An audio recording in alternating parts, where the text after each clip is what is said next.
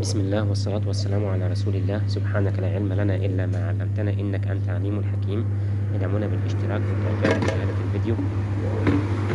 النهاردة معانا كنترول عربية اي اكس 35، هيونداي اي اكس 35. العربية دي جي دي اي، موتور جي دي اي.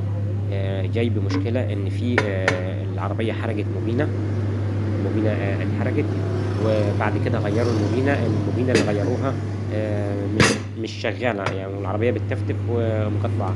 دخلنا عليها بجهاز الأعطال لقيناها مسجلة مس فاير في أحد المباين. طبعا إيه، بعد ما فحصنا الضفيرة واتغيرت الموبينة، الضفيرة سليمة، يبقى كده المشكلة هتتجه للكنترول، إن هو إن في المشكلة مش مخرج تقطيع أرضي للموبينة. فتحنا الكنترول، وزي ما انتم شايفين قدامكم، يا ريت الصورة تكون واضحة. الترانزستور المسؤول عن تقطيع الأرض للموبينة ضارب.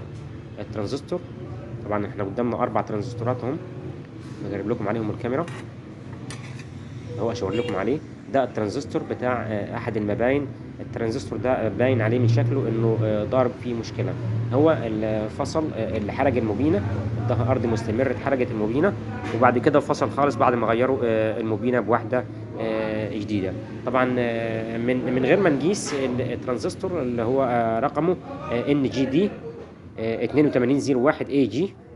ده رقم الترانزستور اللي هو مسؤول عن التقطيع الارضي بتاع الموبينة. من غير ما نقيس، باين محروق الترانزستور يعني. هنفك اللحام بتاعه ونرفعه من مكانه ونغيره بواحد جديد. خلوا بالكم، في مقاومة صغيرة كده، قيمتها 1000 اوم جنب الترانزستور بالظبط. خلي بالك انت وبترفع الترانزستور، لحسن ممكن تطير منك. لو طارت منك المقاومة دي صغيرة خالص، مش باينة خالص، يا دوبك باينة تحت سن الجفت. لو طارت وركبت ترانزستور كأنك ما ركبتش ترانزستور، الموبينة مش هتشتغل. فتخلي بالك، ده جنب كل ترانزستور من الترانزستورات الأربعة، طبعا كل واحد مسؤول عن تشغيل موبينة أو تقطيع أرض الموبينة، في مقاومة 1000 أوم، قيمتها 1000 أوم. وصلى الله وسلم وبارك على سيدنا محمد وآله.